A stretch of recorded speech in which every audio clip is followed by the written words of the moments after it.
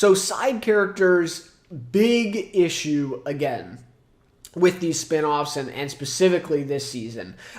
This was the case in The Ones Who Live, also Dead City Season 1. This is, to me, one of the biggest issues, if not the biggest, with the spinoffs so far and this season of Daryl. So Carol and Daryl, and then you want to extend it to Maggie and Negan, Michonne and Rick, right? And all the spinoffs. Too much plot armor, right?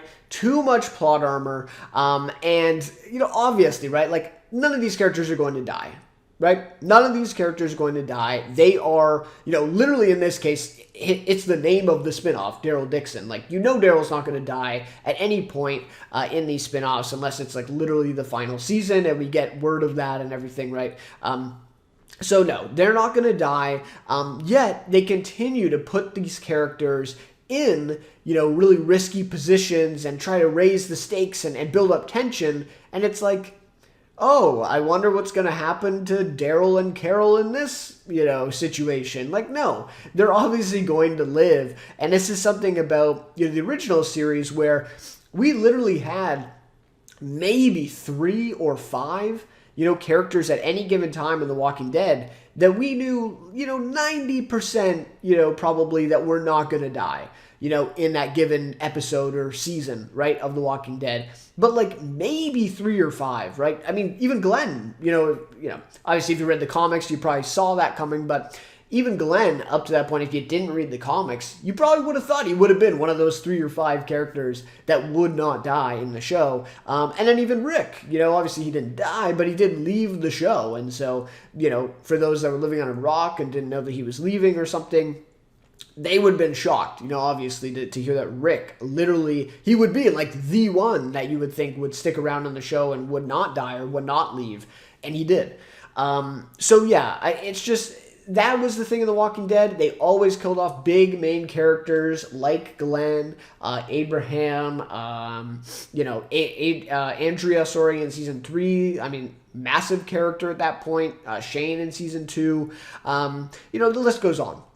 Right, so that was something where I felt like nobody really had plot armor in the Walking Dead original series. Like maybe Rick, right? Maybe Daryl, maybe Carol at times. But really outside of that, not much. And in these shows, it's laughable at times. Like they literally put them in such grave situations. It's like, well, no, they're just going to live, so there is that aspect to it. But the other aspect that's even bigger than that is that there's no long-term development for any side characters in these spinoffs. And the second that any of these characters look like, okay, damn, like this is actually a good character that I enjoy watching now in this spinoff, and they're not named Daryl or Carol or Maggie or Negan or Michonne and Rick, right? And that's right when the writers decide to kill them off. And that's exactly what happened. Spoilers with this season with Isabel. Just a terrible death, absolutely terrible death. Maybe you could have done this where it would have been impactful and made sense. That's not the case in this season. Just an absolutely terrible death. Just dumb. It's just really dumb. The scene itself where she actually gets killed is dumb. Just what it means for the show and the impact it had was very minimal. Obviously Daryl is impacted by it, but in terms of the actual plot of the show, very, very little. And even in the finale, Daryl seems to already kind of be moving on. So just laughable. Isabel was easily becoming, out of all these spinoffs, easily the best side character to me. Easily. And she was, like, honestly, I was really liking her. I thought they'd really developed her well. And so then to just see her killed off, especially in that fashion, no, just terrible stuff there. And the same stuff happened in Dead City. The two big side characters that they were developing the first 5 episodes killed off just like that in the 5th episode there. And the Ones Who Live, a little less so. Maybe Jadis, you could say, was killed off there. I can't remember the other side characters really. What about the character is it the first episode or first couple episodes? I forget his name, but the one who kind of goes with Michonne, to find Rick at the beginning. I thought he was great. But they kill him off too, I think, after an episode or two. So anyways, yeah, just terrible, stuff here with Isabel this season. And there was a couple other characters too this season that they just killed off in very odd fashion. So yeah, and then obviously, the thing with Daryl, specifically with season 2, is all the villains were defeated rather unceremoniously this season, right? Like, what happened there? We get the main villain of the show, basically, to this point. Madame Janelle is her name, I think, right? And she's, I guess, killed off okay. Like, it's just okay, though. Like, typically, that type of death for a villain that had been there for 2 seasons would typically be in the finale, right? Like, it's the climax of the season. We've built up to this, and now they're going to die. But even her death, like, that was in, episode 3 or 4?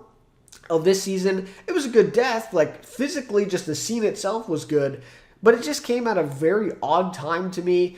And then we see, of course, Lo-Sang as kind of like the secondary villain, and then he's killed off very unceremoniously. We don't even see it. Like, it's technically off screen. Daryl kind of beats him to death. We don't even actually see it, though. Like, it's just kind of there in the background, and we don't actually see Lo-Sang, so that was weird. And then in the finale, by the time the finale comes for this season, in terms of villains, we are left with the kind of sidekick for Lo-Sang, right? That's like our biggest villain that's left at the end of Daryl season 2, and it's like, really? Like, this is the best, right? Like, this is the best that we could do up to this point? To have a finale where the climax is coming, like the biggest, the payoff of the season is coming, and we're stuck with the sidekick of the secondary villain of the season, and not even her, like, she just kills herself. They don't actually even have to defeat her as a villain. She literally just kills herself. So, yeah, very, very disappointing in that regard. Yeah, just really disappointing in terms of the villains for this season. So even then, I think the villains, the Croat is great in Dead City, way better than the villains in Daryl Dixon so far. And he, remains alive after the first season because that makes sense. Like, that was the climax of the season, was him. And then we get introduced to the Dama, like the new villain, right? And so he's going to be kind of sticking around as more of the sidekick character now. So, I don't know. Yeah, I just really disappointed when I thought about that. I'm watching the finale. I'm like, who's the villain at this point? Like, what are we doing here? It's the sidekick of the secondary villain? That's the best we could do? And then that's how she dies? It's not even like Daryl has to kill her, Carol has to kill her. No, she just kills herself. So, yeah. Side characters, not good, and the villains, not good either. And at least Dead City had the villains going for it. So, also, another one, Codron. What are we doing there? Like, what is this? I actually thought they were taking him in a very interesting direction towards the end of the season. I thought for sure he would have been dead within the first couple episodes of this season.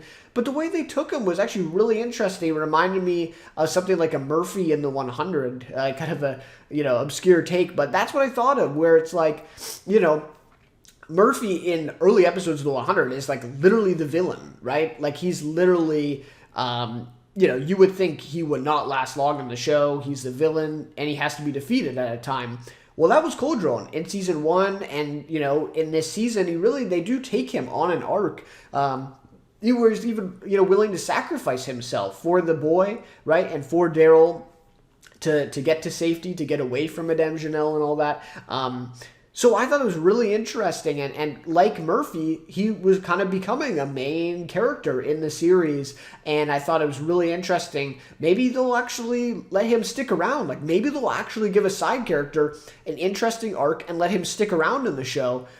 Oh, no. But wait. The finale episode, he just disappears. Like, what happened? Now, there is a chance that he does come back in season 3. Technically he's not dead. So I wouldn't rule that out, but it kind of seems like he is. Like, the way it ended, to me at least, I got the fact that we're not going to see him again.